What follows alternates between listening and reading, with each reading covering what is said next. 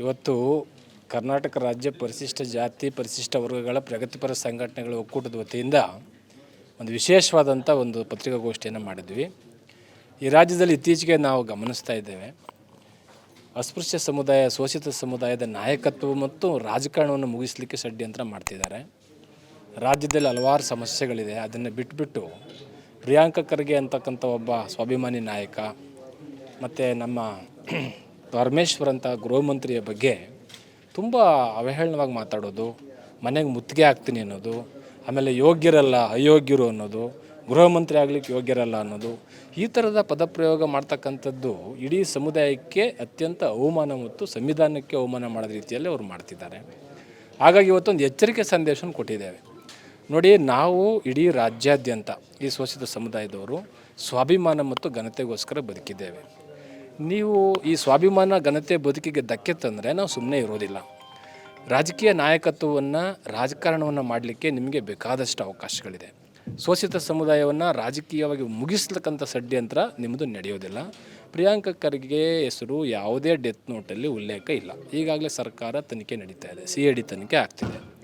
ನೀವು ತನಿಖೆಯನ್ನು ದಿಕ್ತಪ್ಸೋಕ್ಕೆ ಅಮಿತ್ ಶಾ ಅಂತಕ್ಕಂಥ ಒಬ್ಬ ಏನು ಗೃಹ ಮಂತ್ರಿ ಇದ್ದಾನೆ, ಅವನನ್ನು ರಾಜೀನಾಮೆ ಕೇಳೋದು ಬಿಟ್ಟು, ಆತನನ್ನು ವಜಾ ಮಾಡೋದು ಬಿಟ್ಟು, ಆತನನ್ನು ಗಡೀಪಾರು ಮಾಡೋದು ಬಿಟ್ಟು, ಆತನ ಮೇಲೆ ಸಡೇಷನ್ ಚಾರ್ಜ್ ಹಾಕೋದು ಬಿಟ್ಟು ಡೈವರ್ಟ್ ಮಾಡಲಿಕ್ಕೆ ನೀವು ಪ್ರಿಯಾಂಕ ಖರ್ಗೆ ಫೋಟೋ ಹಿಡ್ಕೊಳ್ಳೋದು, ಮನೆಗೆ ಮುತ್ತಿಗೆ ಹಾಕ್ತೀನಿ ಅನ್ನೋದು, ಆಮೇಲೆ ಅಯೋಗ್ಯ ಅಲ್ಲ ಅಯೋಗ್ಯ ಅನ್ನೋದು, ಇವೆಲ್ಲ ಏನಿದೆ ನಾಲಿಗೆ ನೀವು ಯಾರು ಅಂತ ಹೇಳ್ತಾ ಇದೆ. ನೀವು ನಾಲಿಗೆಯನ್ನು ಬಿಗಿ ಹಿಡ್ಕೊಳ್ಳಿ, ನಮಗೂ ಆ ಭಾಷೆಗಳು ಬರ್ತವೆ. ಹಾಗಾಗಿ ಇದನ್ನು ನೀವು ಸ್ಟಾಪ್ ಮಾಡಬೇಕು. ಅದೇ ಅವರಿಗೆ ಹಕ್ಕು ಮತ್ತು ಅಧಿಕಾರದ ದರ್ಪ. ಒಬ್ಬರು ಒಂದು ಸಮುದಾಯ 11 ಸರಿ ಮುಖ್ಯಮಂತ್ರಿ ಆಗ್ಬಿಟ್ಟವ್ರೆ, ಇನ್ನೊಂದು ಸಮುದಾಯ 6-7 ಸರಿ ಆಗ್ಬಿಟ್ಟಿದ್ದಾರೆ. ಈ ಥರ ಹಕ್ಕು ಮತ್ತು ಅಧಿಕಾರ ಅವರಲ್ಲಿ ಬಂದಾಗ ಸಹಜವಾಗಿ ದರ್ಪ ಬರುತ್ತೆ, ಮತ್ತು ಇನ್ನೊಬ್ಬರನ್ನ ಮೇಲೆ ಹೇಳಿಕ್ಕೆ ಬಿಡೋದಿಲ್ಲ ಅವರು.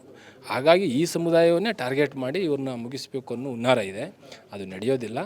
ಮುತ್ತಿಗೆ ಹಾಕೋದು ನಿಮಗೇನು ಗೊತ್ತು? ಮುತ್ತಿಗೆ ಹಾಕೋದು ಹೇಳ್ಕೊಟ್ಟಿರೋರೆ ನಾವು ಮುತ್ತಿಗೆ ಹಾಕಿದ್ರೆ ನೀವು ಇಲ್ಲಿ ಇರಲ್ಲ ಅಂತಕ್ಕಂಥ ಮಾತನ್ನು ಇವತ್ತು ಹೇಳ್ತಾ ಇಲ್ಲ. ಇವತ್ತಿನ ಪತ್ರಿಕಾಗೋಷ್ಠಿ ಕರ್ನಾಟಕ ರಾಜ್ಯ ಎಲ್ಲ ದಲಿತ ಸಂಘಟನೆಗಳ ಪ್ರಗತಿಪರ ಸಂಘಟನೆ ಒಕ್ಕೂಟದಿಂದ ನಡೆದಿರುವಂಥದ್ದು. ಯಾಕೆ ಇವತ್ತು ಪತ್ರಿಕಾಗೋಷ್ಠಿಯ ಮೂಲ ಉದ್ದೇಶ, ಇವತ್ತು ರಾಜ್ಯದಲ್ಲಿ ನಮ್ಮ ದಲಿತ ಸಮುದಾಯದಲ್ಲಿ ಮಾತಾಡೋರ ಸಂಖ್ಯೆ ಜಾಸ್ತಿ ಆಗ್ತದೆ, ಪ್ರಶ್ನೆ ಕೇಳೋರ ಸಂಖ್ಯೆ ಜಾಸ್ತಿ ಆಗ್ತದೆ, ಅವೈಜ್ಞಾನಿಕತೆಯನ್ನು ಧಿಕ್ಕರಿಸೋರ ಸಂಖ್ಯೆ ಜಾಸ್ತಿ ಆಗ್ತದೆ. ಇವತ್ತೇನಾಗ್ತದೆ, ಯಾರು ಪ್ರಶ್ನೆ ಕೇಳ್ತಾರೆ, ಯಾರು ನ್ಯಾಯ ಕೇಳ್ತಾರೆ, ಅವ್ರನ್ನ ದಮನ ಮಾಡುವಂಥ ಷಡ್ಯಂತ್ರವನ್ನು ಬಹುತೇಕರು ಮಾಡೋಕ್ಕೆ ಸ್ಟಾರ್ಟ್ ಆಗಿದ್ದಾರೆ. ಇವತ್ತು ಅದರಲ್ಲಿ ಕರ್ನಾಟಕದಲ್ಲಿ ನಮ್ಮ ಶೋಷಿತ ಸಮುದಾಯದ ಮುಖಂಡಗಳ ಪೈಕಿ ಪ್ರಿಯಾಂಕ ಖರ್ಗೆ ಅವರು ಕೂಡ ಒಬ್ಬರು, ಪರಮೇಶ್ವರ್ ಅವರು ಒಬ್ಬರು, ಮತ್ತು ಒಂದು ತಳ ಸಮುದಾಯದಲ್ಲಿ ಹುಟ್ಟು ರಾಷ್ಟ್ರೀಯ ಕಾಂಗ್ರೆಸ್ ಅಧ್ಯಕ್ಷರಾಗಿರೋದು ಕೂಡ ಒಬ್ಬ ಶೋಷಿತ ಸಮುದಾಯದವರು.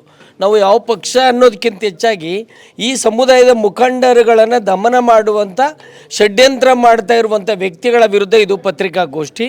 ಪ್ರಿಯಾಂಕ ಖರ್ಗೆ ಅವರನ್ನು ಯಾವುದೋ ಗುತ್ತಿಗೆದಾರನ ಆತ್ಮಹತ್ಯೆ ಪ್ರಕರಣದಲ್ಲಿ ವಿನಾಕಾರಣ ಸಿಗಿಸ್ತಾ ಇರುವಂಥದ್ದು ಕೂಡ ಇದು ಅಸಂವಿಧಾನಿಕವಾಗಿದೆ ಅನ್ನೋದ್ರ ಜೊತೆಗೆ ಇವತ್ತೇನಾಗಿದೆ, RSS ಸನಾತನವಾದಿಗಳು ದಲಿತ ಮುಖಂಡರುಗಳನ್ನ ದಮನ ಮಾಡೋದಕ್ಕೆ ಅಲ್ಲಿಯ ದಲಿತ ಮುಖಂಡರುಗಳನ್ನೇ ದುರುಪಯೋಗ ಮಾಡ್ಕೊಳ್ತಾ ಇರುವಂಥದ್ದು ತೀವ್ರ ಖಂಡನೀಯವಾಗಿದೆ ಅಂಥೇಳಿ.